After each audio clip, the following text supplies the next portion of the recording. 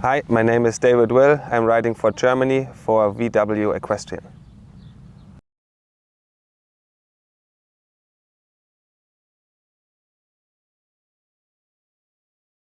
So I can't really tell my first time that I was introduced to horses because that was probably as a very, very small baby. My parents are both riding teachers, and so I was always around horses. I started doing it a little bit more on a weekly basis first when I was 9 years old. Before that, soccer and other things were more interesting. And yeah, somehow it has always been clear to me that my profession is going to be with horses at some point. There was never the wish to be whatever, policeman or firefighter. It was always horses for me.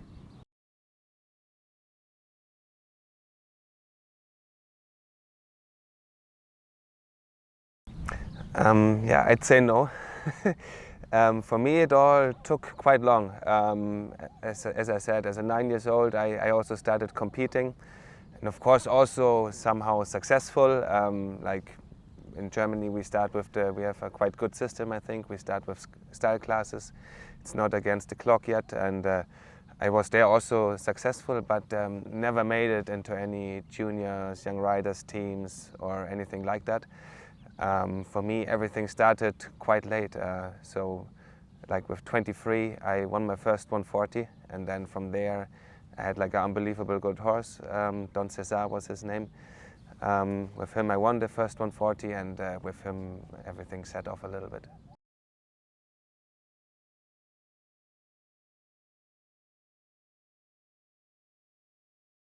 So I always rode very, very nice horses. I've been very lucky. As I said, my parents were riding teachers. They were both competing. My mom more dressage and my father more jumping. And so it was when I was very small, I was riding a horse called Blueberry, and she would do the 80 centimeters with me in the morning and the 140 at lunchtime with my dad. So I always had very good horses that were capable of doing much more than they actually did with me. So like my first horses were Blueberry, Lancelot, Lightning. Those were my how do you say, compatriots when I was young.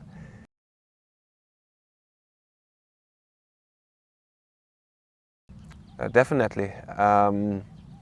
Yeah, I've been incredibly lucky. They were like really good teachers for me. So they shaped me very much, and of course my parents at the early stage, they were really doing both dressage and jumping, and I think that's a really good foundation to have. Like in Germany, we say like experienced horse with an unexperienced rider, and unexperienced or young horse with an experienced rider, so you can learn from each other.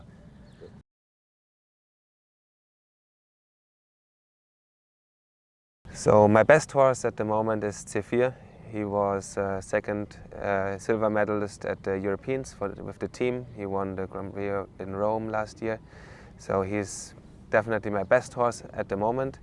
Right now he's at home, he's resting a little bit. I will bring him in March. I will do a tour in Spain, in Oliva, to build him up a little bit again. And then in April we have the World Cup final in Leipzig in Germany coming up. So that's something very special for me, where I want to be good. And then my upcoming horse at the moment is Babalu. He won the 4-star Grand Prix here in Al Shira, and he was double clear in the Nations Cup in Abu Dhabi. So, and him I will compete this weekend here at the 5-star in Sharjah, and I think he has a very, very big future ahead of him.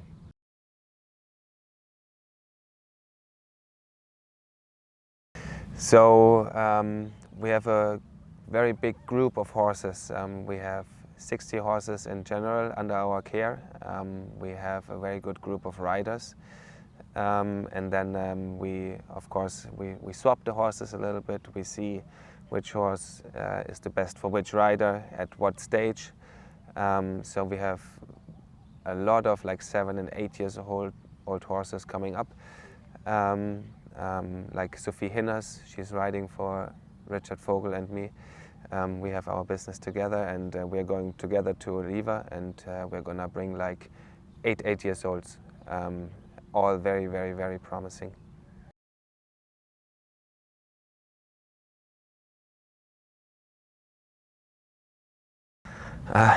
There have been a lot of those moments. I think a very important thing as a rider or as a sports person anyway is you have to be very confident and believe in yourself. Of course, if there's a bad weekend or a bad month or whatever, you doubt yourself a little bit. But then it's very important to like look at it very objectively and see, is there actually things that I can or have to improve? Or is it just not the right moment? Does the horse not have enough experience? Do you yourself not have enough experience? So like you always have to take a moment to settle down a little bit and actually look at what can and has to be improved.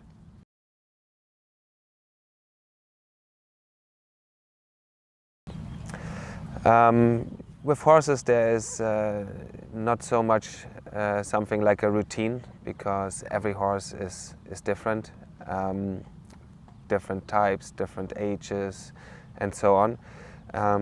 We in general try to keep everything very simple, but of course, like after a big jumping weekend, the horses get a few easy days. I believe that they should not have box rest or only walking. They should still be worked, just to keep the muscles a little bit moving and so on. But yeah, we try to keep it simple. Like we're lucky. We have we have 2 bases. We have one a little bit north and one a little bit south from Frankfurt. Where me and Richard Vogel with our horses, we are based at Nicola Pohl's place in Dagobertshausen. So we're very lucky because it's like just one of the best facilities in Germany.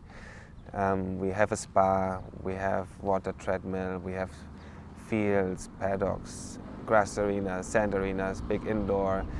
Every box has their own paddock, so we have everything you could ask for. And yes, like we're using the spa quite a lot actually. I think it's a really good thing. A lot of determination and patience, hard work, never giving up. Like in the answer before, a lot of confidence. You have to believe in yourself, you have to know what your strengths and what your weaknesses are, and yeah, a lot of things have to come together, and a lot of luck in the end too. I would not describe myself as the most talented rider. I'm saying this because like it took me quite a long time to like reach like international level. So yes, talent is a part, but I think it's determination and hard work that really gets you to the top. And this is what you see with all the top riders. They're all very, very hardworking. They are thinking horses 24/7, and I think that's what it takes.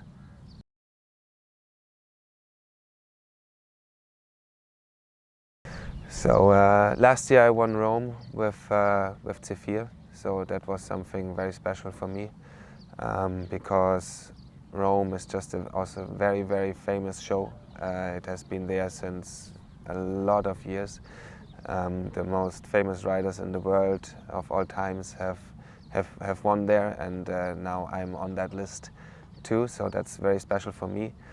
A little bit the same counts for the Grand Prix of Hickstead. They have the big King George V trophy, where all the names of the riders that won it are in, and so having my name in that list was a big honor. And then yeah, like the first big wins with Don Cesar, were very special to me because he's a very special horse to me. And one more that is like to mention, I'd say, is with Colorit I won my first 5-star Grand Prix in 's-Hertogenbosch. That was also very memorable.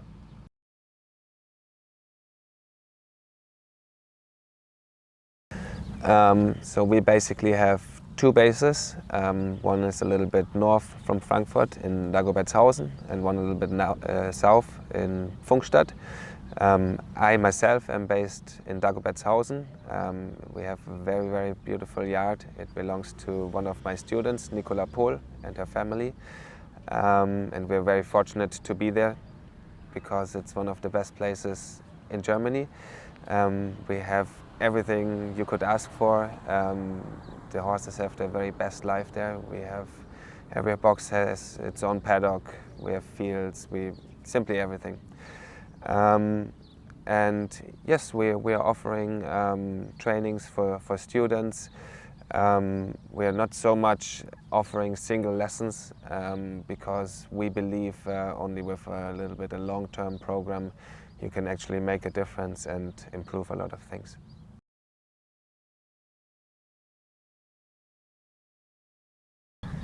Yeah, it is a lot of keeping your head down and working hard and always having good partnerships with your horses, because only if you are able to have a good partnership also over a long period of time, you can be successful.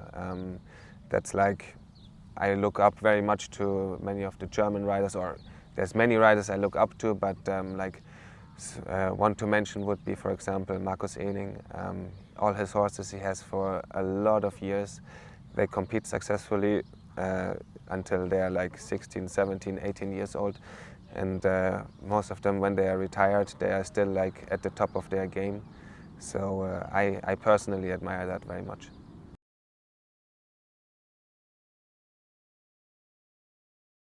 I don't think so. In general, there's a lot of good people to be around, and not necessarily all of them have been at the top. But like I don't think you have to be a good teacher. Like in order to be a good teacher, you don't have to compete at the highest level yourself. There's many examples for that. I've been working a lot for and with Jimmy Doyle, for example, who trains and manages Georgina Blumberg, and he has never been a top rider himself. He has actually been a groom for Jerry Mullins at the time, and he is one of the best trainers out there.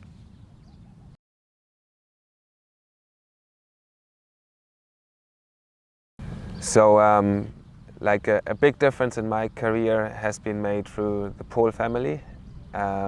We have a very good relationship and friendship for a lot of years now already.